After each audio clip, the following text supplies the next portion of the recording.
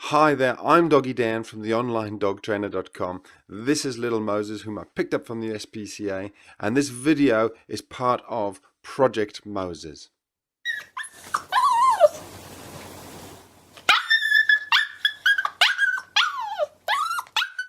Knowing what rule to sort of apply when your puppy or your dog is barking in their crate, or in a penned area, or in an area maybe separated from you by a baby gate, or maybe your older dog is outside barking through the glass window or door, and knowing what rule to apply in terms of when do you let your dog in and when do you just ignore them. That's a really good question. It's a really good thing to understand, which is why I've made this video, which should be pretty straightforward, and it's all about Pavlov's theory. Ivan Pavlov was a Russian scientist in the area of physiology and psychology, and what he basically developed was this theory that dogs could learn that, let's keep it very straightforward and applicable to what we're doing. Say if a dog barks and you open the crate and let them out, then they can learn that if they bark, you will open the crate door and let them out. And that's Pavlov's theory, and that is something that you don't just need to learn and remember for your puppy in the crate, but it also applies to every single aspect of their learning. They apply this sort of theory throughout their entire lives. If they jump up at you and you pat them, yes, they will keep jumping. If they hang around the table and they're given scraps, yes, they will hang around the table for the rest of their lives and expect to be given scraps. If you call your puppy to you sometimes and you're angry and frustrated and you shout at them or tell them off, then they'll remember that sometimes when you call them by their name and they come running, you tell them off. So let's apply it to the real reason I made this movie, which is to help you understand when to let your puppy out of the crate. It's pretty simple. You really want to be avoiding ever letting your puppy out of the crate when they're crying. Full stop. That's the rule. That's what you're trying to achieve. Now look, I understand it's not always easy to achieve that. However, there's a number of things you can do. Here's dear Moses. He's sat in my office here next to me, and he's in his crate, and this is the noise he's making.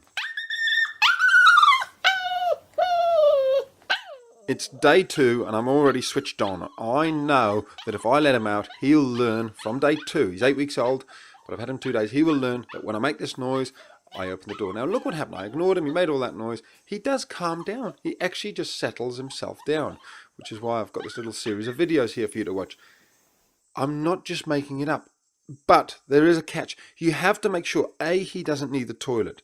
B, he is not thirsty as can be and desperate for water. C, that he's not hungry as can be. And D, that he's actually been exercised and he's actually tired out. As you can see, he was actually exhausted. The little boy was exhausted, but he's trying it on.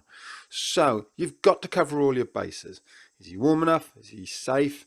Has he been fed, watered, exercised? Has he got all of his needs? Have you fulfilled his needs? And if the answer is yes, then I really suggest that you put Pavlov's theory into practice and you ignore him. That way you're actually training him. Look, you don't tell me what to do, when to let you out, because otherwise you are making a rod for your own back. Remember, you've got this dog for 12 more years.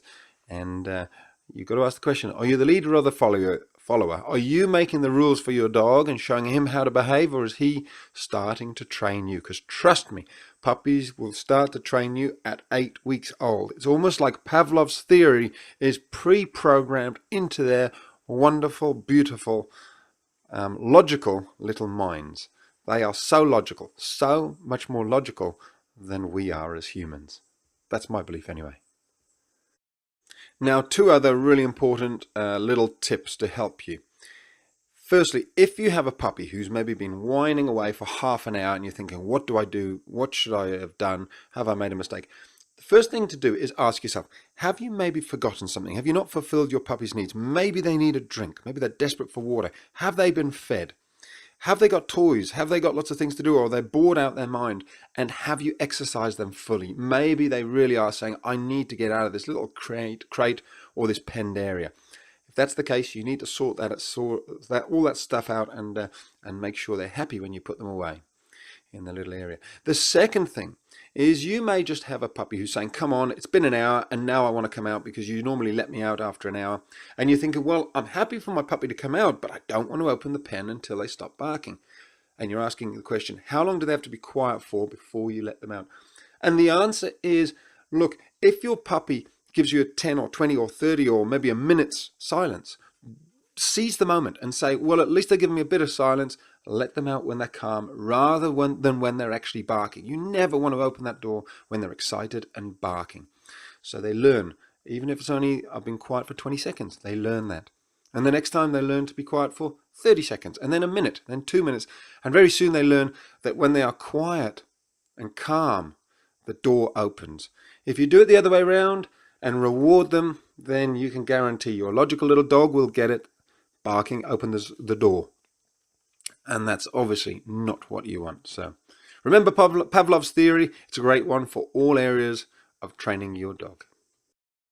I'm Doggy Dan. For more information about training your puppy, for more information on Project Moses, then check out my video website